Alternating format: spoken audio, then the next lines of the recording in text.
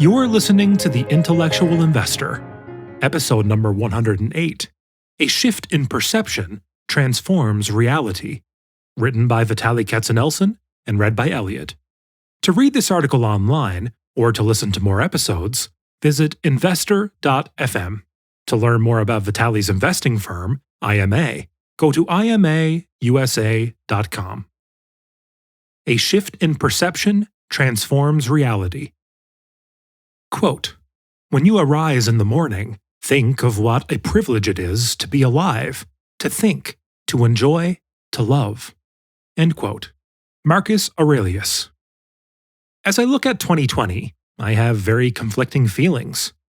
On one hand, the year was horribly tragic for many people who lost loved ones and businesses.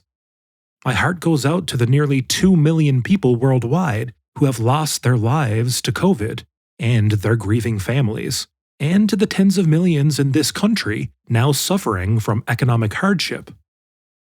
On the other hand, the worst that many people, including me, have suffered from this virus has been annoying inconvenience.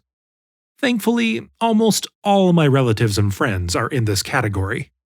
Yes, we cannot see our extended families and friends. Yes, we have not been able to travel or go to concerts or sporting events. The events of last year led me to an important personal philosophical breakthrough. This was the year that I embraced Stoic philosophy. Stoic philosophers have a valuable practice they call negative visualization. When bad things happen to you, before you get engulfed by sadness and self-pity, realize that it could have been a lot worse. For those of us who were only indirectly impacted by the virus, 2020 was just a mediocre year, especially if you compare it to what a generation or two before us suffered in Europe in the late 1930s through the mid-1940s. Stoicism helped me put 2020 in a broader historical context and helped me compare what had happened, which was bad, to what could have happened and how much worse it could have been, at least for me personally. 2020 will go into our memory banks as one of the worst years in our lifetimes for my and my kids' generations. Hopefully, it doesn't get worse than this. Actually, historians think that the worst year suffered by our civilization was 536 AD. The eruption of an Icelandic volcano sent large volumes of ash into the atmosphere, blanketing the whole Earth in smog and blocking the sun. It plunged many parts of the world into darkness for 2 years. It also changed the Earth's climate, lowering temperatures, killing crops, causing devastating starvation, and sending the world economy into a depression. If this was not enough suffering, the bubonic plague then paid a visit, wiping out 100 million people, almost half the world's population.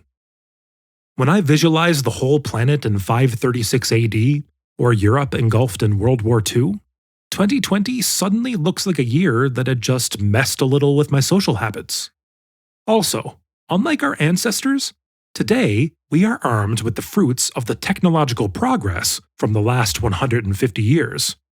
If 536 AD were replayed today, it would not be fun, but we are now so much better prepared to deal with what Mother Nature can throw at us.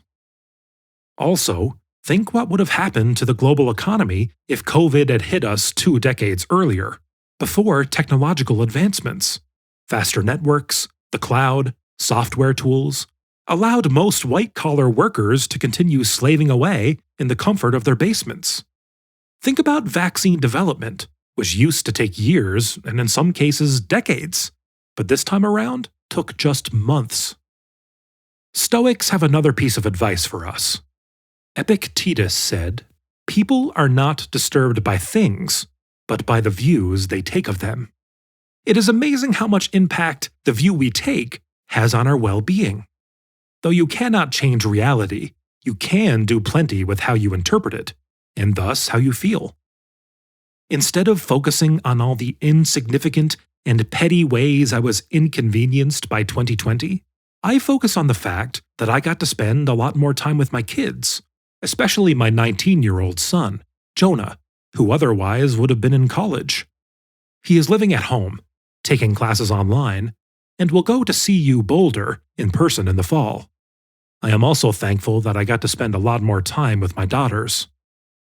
The virus motivated me to double down on my health.